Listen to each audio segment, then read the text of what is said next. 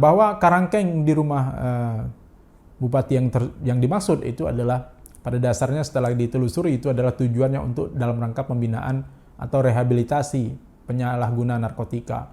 Tujuannya benar, tetapi tidak dapat dibenarkan soal caranya. Jadi kalau misalnya seperti itu Robin Hood, kemudian merampok kerjanya, kemudian hasil rampokannya dibagikannya kepada masyarakat, ya itu tetap salah. Tetap sesuatu yang salah. Jadi bukan membenarkan bahwa kemudian digunakan secara salah ini digunakan untuk sesuatu yang bersifat baik, yaitu kembali ke bagaimana penilaian majelis hakim nanti di persidangan. Tetapi yang jelas mengurung orang, itu menahan orang itu adalah termasuk pelanggaran yang serius di dalam hukum pidana sebagaimana dirumuskan dalam pasal 333 ini, pasal 333 KUHP yang merampas. Karena apa? Karena hanya penegak hukum yang diperbolehkan untuk menahan orang. Selain itu tidak boleh dengan alasan apapun.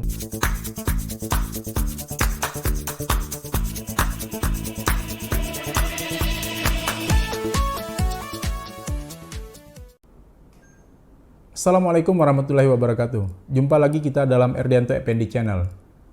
Kalau biasanya saya berbicara tentang hukum pidana, saya menggunakan baju batik Jambi ya.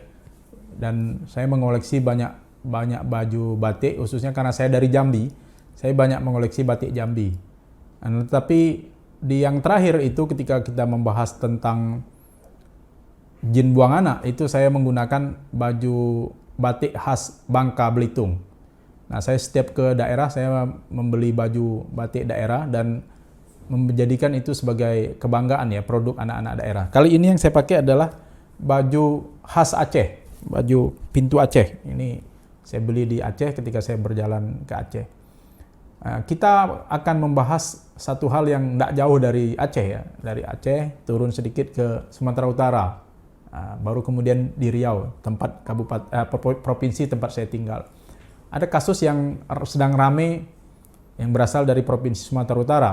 Jadi itu ada seorang bupati yang sedang tersangkut kasus korupsi. Atas dasar tertangkap tangan oleh KPK. Lalu kemudian di luar kasus korupsi itu ada temuan menarik ternyata bahwa di rumah beliau itu ada karangkeng dan ternyata itu ditemukan ada karangkeng untuk ternyata menurut informasi yang saya dapat itu adalah digunakan untuk membuat manusia masuk di dalamnya. Nah, bukan untuk hewan tapi untuk manusia. Nah, di dalam agama Islam hewan saja itu pada dasarnya tidak boleh dikurung. Dengan syarat-syarat dan ketentuan yang berlaku, ada panduannya. Nah, apalagi kalau kemudian manusia dimasukkan.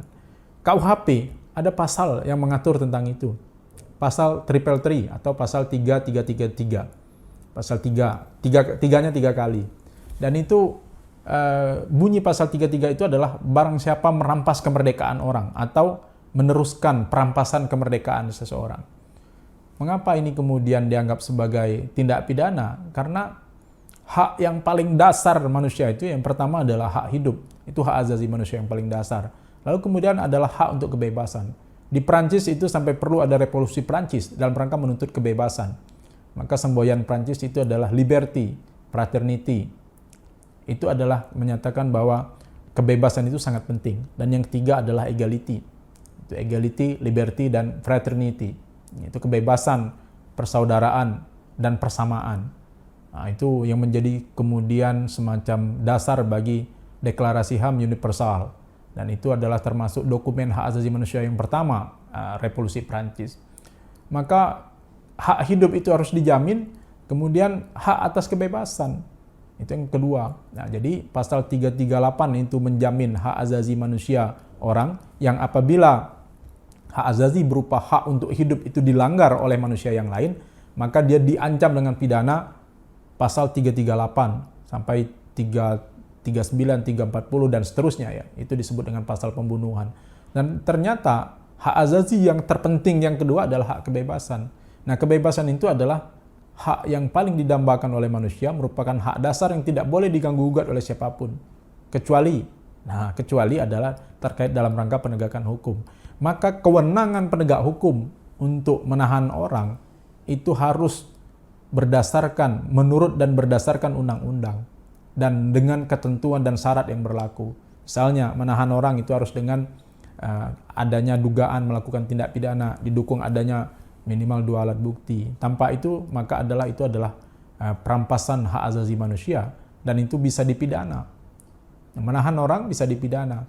Nah, bahwa karangkeng di rumah bupati yang dimaksud itu adalah pada dasarnya setelah ditelusuri itu adalah tujuannya untuk dalam rangka pembinaan atau rehabilitasi penyalahguna narkotika. Tujuannya benar. Nah, tetapi tidak dapat dibenarkan soal caranya. Jadi kalau misalnya seperti itu Robin Hood, kemudian merampok kerjanya, kemudian hasil rampokannya dibagikannya kepada masyarakat, ya itu tetap salah. Nah, tetap sesuatu yang salah. Jadi bukan membenarkan bahwa kemudian digunakan secara salah ini digunakan untuk sesuatu yang bersifat baik, yaitu kembali ke bagaimana penilaian majelis hakim nanti di persidangan. Tetapi yang jelas mengurung orang, menahan orang itu adalah termasuk pelanggaran yang serius di dalam hukum pidana sebagaimana dirumuskan dalam pasal 333 ini, pasal 333 KUHP yang merampas. Karena apa? Karena hanya penegak hukum yang diperbolehkan untuk menahan orang. Selain itu tidak boleh dengan alasan apapun. Bagaimana ukuran menahan orang? Ya menahan lebih dari 1 kali 24 jam itu, atau kemudian membuat orang itu tidak dapat kemana-mana dengan kekerasan atau ancaman kekerasan, dengan kekuatan, dengan kekuasaan. Apalagi kemudian dimasukkan betul orang, dikurung, kemudian digembok misalnya, dikunci, itu jelas adalah suatu pelanggaran hukum pidana yang serius. Nah, oleh karena itu terlepas dari tujuannya baik, apa yang dilakukan itu membuat karangkeng untuk orang, maka sekarang pun terhadap orang yang sakit jiwa misalnya itu tidak boleh lagi dipasung. Kalau dulu kan di kampung-kampung orang gila dipasung, sekarang tidak boleh. Maka harus dirawat. Nah, kecuali bagaimana dengan perawatan di rumah sakit jiwa, itu boleh. Itu termasuk adalah orang sakit yang diizinkan untuk dirawat di rumah sakit jiwa. Nah, sekarang apa yang terjadi di rumah bupati tersebut, itu juga bukan panti rehabilitasi, itu juga bukan rumah sakit. Jadi tidak dapat merupakan alasan pembenar atau alasan pemaaf. Jadi walaupun mungkin tujuannya baik. Nah, itu nanti bagaimana pertimbangannya, silakan nanti teman-teman penegak hukum berproses menimbang baik buruknya, karena hukum itu adalah timbangan keadilan. Demikian komentar kita. Wassalamualaikum warahmatullahi wabarakatuh.